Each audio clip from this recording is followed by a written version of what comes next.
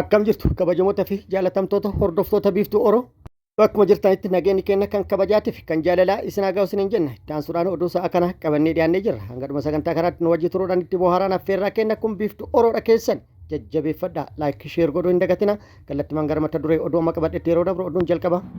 Magaalaa Finfinnee buufata poolisii naannaa Shiroo Meedaa jedhamutti poolisii magaalaa Finfinnee nama hojii daldalaan jiraatu tokko rasaasa itti roobsuun ajjeesuun hawaasa magaalattii biratti dheekkamsa kaasee jira. Hawaasni hiriira ba'uudhaan mormii gaggeessaa jira. Namni poolisii magaalattiitiin ajjeefame jedhames kan viidiyoo irratti argitan kana yoo ta'u yeroo dheeraaf rakkoon garaagaraa irratti dhaqqabaa ture jedhamee jira. Dabalata odeeffannoo kanaa qabadhee jira. Oduun itti aanu muddamsuun naannoo Tigraay fi mootummaa PP gidduutti jiru akkuma itti fufetti jira. Erga fonqolcha mootummaa yeroo naannoo Tigraay taasisee booda TPLF tarkaanfii garaagaraa fudhataa jira. Gama mootummaa federaalaatti illee akkasuma dabalata odeeffannoo kanaa isin biraan geenya. Oduun itti aanu lolli loltoota mootummaatiif waraana bilisummaa Oromoo gidduutti zoonilee Oromiyaa garaagaraa keessatti gaggeeffamaa jiru akkuma itti fufetti jira. Waraanni bilisummaa Oromoo loltoota mootummaa waliin zoonii kibbaa, zoonii giddugala, zoonii kibba bahaa fi zoonii lixaatti bakkoota hedduutti fufteedhaan lola gaggeessaa jiraachuu beeksisee jira. Lola zoonilee hunda keessatti loltoota mootummaa waliin gaggeessu irratti loltoota mootummaa irratti miidhaa qaama kan lubbuutii fi akkasumas meeshaalee waraanaa hedduus irraa hiikkatuun loltoota hedduus booji'uun injifannoo argadhe jedhee jira. Guutuu odeeffannoo kanaa isin biraan geenya. Gama mootummaati hoo maaltu jedhame kan jedhus qabannee jira isin biraan geenya. Guutuu oduu kanneeniitiif kan biroo wajjin isin wajjin kan turu ani Bariisoo Ganamooti. Guutuun oduu wal duraa duuban akka itti aanu kanatti isiniif dhiyaata. Magaalaa Finfinnee buufata poolisii kutaa magaalaa Shiroo Meedaa jedhamu keessatti poolisiin magaalaa Finfinnee nama hojii daldalaan bulu tokko bakka inni turerraa hanga buufata poolisiitti geessuudhaan erga buufata poolisii geessee booda rasaasa itti lakkaa'uudhaan ajjeesuun dheekkamsa kaasee jira. Dargaggeessi ajjeefame kun kan viidiyoo irratti argitan kana yoo ta'u maqaan isaa Tagany Baalchaa maqaan masoo isaa immoo Orooroo jedhamuun kan beekamu yoo ta'u nama hojii daldalaatiin ofii fi maatii isaallee jiraachisuudha. Kana dura yeroo garaagaraatti hojii daldalaa isaa kanaa fi bakka hojii daldala isaatiin wal qabatee miidhaan garaagaraa irra gahutu himama. Guyyaa kaleessa bakka inni hiriyoota isaa waliin ture fuudhuudhaan erga buufata poolisii geessanii booda dallaa buufata poolisii duratti poolisiin rasaasa itti roobsuun lubbuu isaa galaafate jedhamee jira. Kun immoo dheekkamsa guddaa jiraattota magaalattii biratti uumee jira. Dabalata isaa akka itti aanu kanatti qabadhee jira. Bulchiinsa magaalaa Finfinnee kutaa magaalaa Gullallee naannoo Shiroo Meedaa jedhamutti sochiin konkolaataa dhaabbachuu fi humni waraana PP hedduunis bakkichatti mul'achuun gabaafame.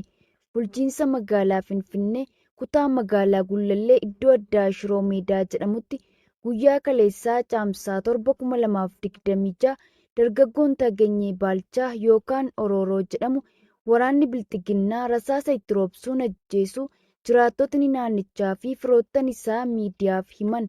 Dargaggoon kun kanaan dura naannoo Shiroo Meedaa jedhamu kanatti hojii daldalaa irratti bobba'uun ofii fi maatii isaa jiraachisaa akka ture akkasumas hiriyoota isaa fi namoota rakkatan illee gargaaruun nama maqaa gaarii qabudha jechuun dubbatu.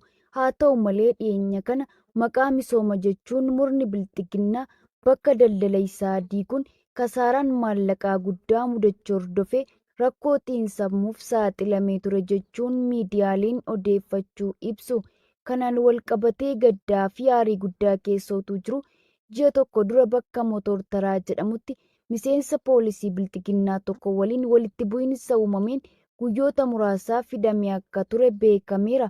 Waldhabdee miseensa waraana bilxiginnaa kanaan wal qabatee osoo inni mana hidhaa keessa jiru abbaan isaa lubbuun darbuu fi sirna awwaalcha abbaa isaa irratti osoo hin argamin mana hidhaa keessatti gadda isaa akka dabarsu dirqameera. Torbanoota muraasa dura wabiidhaan mana hidhaatii ba'uun awwaala abbaa isaa daawwatee gadda isaa baachaa utuu jiru balaan ajjeechaa tasaa kun irratti raawwatame. Guyyaa kaleessaa dargaggoon kun bakka inni hiriyoota isaa waliin taa'aa jirutti humnoonni waraana bilxiginnaa konkolaataa paatrooliitiin dhufanii gaaffiidhaaf barbaadamta jechuun fuudhanii gara buufata poolisii Shiroo Meedaa akka geessan jiraattotni ibsu. Odeeffannoowwan akka agarsiisanitti miseensi waraana bilxiginnaa kanaan dura dargaggoo kanaan walitti bu'ee ture sun akkuma inni fuuldura yookaan balbala buufata poolisii sanaa ga'een rasaasa 4 dhukaasuun lubbuu dargaggoo kanaa dabarsuun booda naannicha irraa miliquu gabaasichi ibseera. naannoo Shiroo Meedaatti kaleessa dhalataan Gaamoo tokko humna waraanaan ajjeefamu hordofee naannicha keessatti yaaddoo guddaas uumameera. Socho'uun hin danda'amne, konkolaataan darbuun dhowwameera. Naannichi humna waraanaan marfamee ture. Uummanni bakkichaa ajjeechaa gara jabeenya kana balaaleffachaa akka jiran odeeffachuu ibseera. Murni Bilxiginnaa maqaa misooma magaalaa fi kooridarii jedhuun uummata beenyaa tokko malee qe'ee fi qabeenyaa isaanii irraa buqqisuun hiyyummaa ulfaataaf saaxiluu bira darbee hanga rakkoo fayyaa sammuutiif saaxilamaa akka jiran gabaasa dhaabbilee idil-addunyaa wabeeffachuun irra deddeebiin gabaasaa turuun keenya ni yaadatama. Oduun itti aanu muddamsuun kaaba Itoophiyaa naannoo Tigraay fi mootummaa federaalaa gidduutti uumame cimeetti fufee jira. Yeroo dheeraaf lolaaf qophoofne jechuudhaan gamaa gamanaa walitti dhaadataa fi wal doorsisaa kan turan TPLF fi mootummaan federaalaa ammas lolaa qophaa'uu isaanii walitti himaa jiru. Walitti dhaadatuu fi wal doorsisuu bira dabruudhaan TPLF tibba kana fonqolcha mootummaa raawwatuudhaan TPLF yookaan Abbut yeroo lola kaabaa dura ture deebisee ijaaree jira. Akkasumas TPLF ifaan ifatti mana maree mootummaa naannoo Tigraay kan dura ture deebisee ijaaruu beeksisee jira. Pirezidaantii paartichaas Dabratsiyoon Gabra Mikaa'el taasisuudhaan filuun waajjiraalee bulchiinsa yeroo mootummaa naannoo Tigraay irraa fudhatuun hojii jalqabe jedhamee jira. Bulchiinsi yeroo naannoo Tigraay kan Leetinaal Jeneraal Taaddasaa Warradaatiin hoogganamu fonqolcha mootummaa irratti raawwatames akkasumas caasaalee TPLF kan durii deebisanii ijaaruullee mormatee jira. TPLF gocha kanatti seenee tarkaanfiidhaan kana yeroo fudhatutti ifaan ifatti tarkaanfii mootummaan federaalaa irratti fudhatu dura dhaabbatuuf of qopheessee jira. Lolallee taanaan of qopheessuu beeksisee jira. Tarkaanfii TPLF fudhate kanaan lolli ni ka'a jedhamee eeggamus mootummaan federaalaa gara lolaatti seenuu caalaa xayyaarota waraanaa samii Maqalee irra deddeebisee naannessuun agarsiisee jira. TPLF kanaafis gurra kennuu baatus hawaasni naannichaa garuu sodaa cimaa jala galuun beekamee ture. Gama biraatiin mootummaan PP bajata naannoo Tigraay adda kutuu beeksisee jira. Akkaawuntiiwwan baankii naannichaa guutumaan guututti cufuun dhagahamee jira yookaan immoo beeksifamee jira. Kanarra dabree mootummaan federaalaa gara lolaatti seenaa jechuudhaan sodaan guddaan kan ture yoo ta'e illee hanga ammaatti wanti ta'ee hin jiru. Gara lolaatti seenna jechuudhaan yeroo garagaraatti beeksisaa turus ammaaf obsaan waan ta'u hordofaa jira fakkaata. Oduun itti aanu lolli loltoota mootummaatiif waraana bilisummaa Oromoo gidduutti zoonilee Oromiyaa garagaraa keessatti gaggeeffamaa jiru cimeetti fufee jira. Waraanni bilisummaa Oromoo tibbana fufteedhaan zoonii kibbaa, zoonii giddugala, kibba bahaa fi akkasumas zoonii lixaatti loltoota mootummaa waliin lola gurguddaa gaggeessaa jiraachuu beeksisee jira. Lola fufteedhaan zoonilee hunda keessatti gaggeessaa jiru irrattis miidhaa guddaa loltoota mootummaa kan qaamattii fi kan lubbuu irratti rakkabsiisuun loltoota mootummaa hedduu booji'uun meeshaalee waraanaa hedduu irraa hiikkatuun mooraa waraana mootummaa hedduu hojiin ala taasisuun injifannoo argataa jiru itti fufsiisaa jiraachuu himee jira. Haaluma kanaan har'as kibbatti, kibba bahaatti, giddugalaa fi lixa Oromiyaatti injifannoo argadhe jedhee jira. Lola kibba baha Oromiyaa Arsii lixaatti loltoota mootummaa waliin gaggeesse irratti injifannoo argadhe jedhee jira. Kunooti.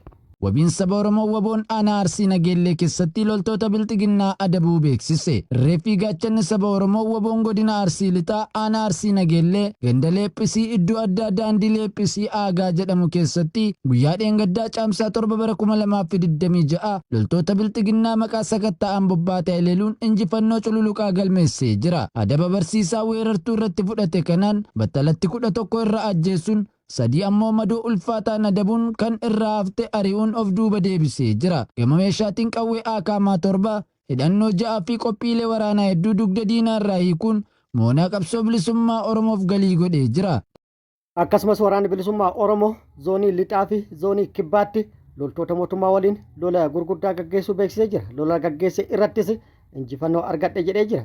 Gootichi waraana bilisummaa Oromoo zoonii lixaa aanaa Jimmaa Horroo fi zoonii kibbaa aanaa Miyyoo keessatti diina uummata Oromoo adabuu beeksise. Koromiiwwan lixa biiftuu godina Qellem Wallaggaa aanaa Jimmaa Horrootti gaafa caamsaa 7 2026 walakkeessa halkaniin ganda Gilleetti seenuun weerartuu murna Bilxiginnaa haleeluun injifannoo boonsaa galmeessee jira. Haleellaa akka bakakkaa kanaan ergamtoota sirnichaa 3 battalatti ajjeesuun 2 ammoo dhimma nageenya aanichaa dabalatee madoo jabaan adabuun milkiin goolabee jira. Gama meeshaatiin qawwee Akaamaa 3 hiikkachuun galii moonaa qabsoo bilisummaa Oromoof oolchee jira. Ittuma fufuun abdii fi wantiin sabaa gootichi waraana bilisummaa Oromoo zoonii kibbaa aanamiyyoo ganda caree shanachaatti ganama har'aa caamsa 9 haleellaa jabaa lukeelee biltsiginnaa irratti fudhateen battalatti 6 ajjeesuun 9 ammoo madoo ulfaataa damdammiin qabneen adabee jira. Haaluma wal fakkaatu waraanni bilisummaa Oromoo zoonii giddugala Oromiyaa kaaba shawaa aanaa kuyyutti loltoota mootummaa waliin lola gaggeessu beeksisee jira. Lola loltoota mootummaa waliin aanaa kuyyutti gaggeesse irratti miidhaa guddaa loltoota mootummaa irratti rakkabsiisuun injifannoo argadhe jedhee jira. Guutuun isaa kunooti. Waraanni bilisummaa Oromoo zoonii giddugala Oromiyaa tarkaanfii kaaba shagar aanaa kuyyuu keessatti fudhateen injifannoo boonsaa gonfate. Waraanni bilisummaa Oromoo zoonii giddugala Oromiyaa tarkaanfii har'a kaaba shagar aanaa kuyyuu magaalaa Garba Gurraachaa ganda ulaa goraa bakkee addaa Indii jedhamee beekamu irratti fudhateen injifannoo argate. Irree fi gaachanni saba Oromoo obbo zoonii giddugala Oromiyaa tarkaanfii murra biltsiginnaa irratti fudhate kanaan waraana qacaramtuu teessoo namtokkee tiksitu hedduu du'aa fi madoon adabee jira. Abdii saba Oromoo obbo zoonii giddugala Oromiyaa tarkaanfii kanaan waraana murra biltsiginnaa irraa nama 13 battalatti yoo ajjeesu 8 ammoo madeessee nama tokko jira harkaan qabee jira. Kana malee meeshaa diinni baatee uummata Oromoo ittiin darartu harka micciiree irraa hiikee jira. Gama meeshaatiin qawwee akaamaa 7 hidhannoo guutuu waliin dugda diinaa irraa hiikuun galii moonaa qabsoo bilisummaa Oromoo taasisee jira.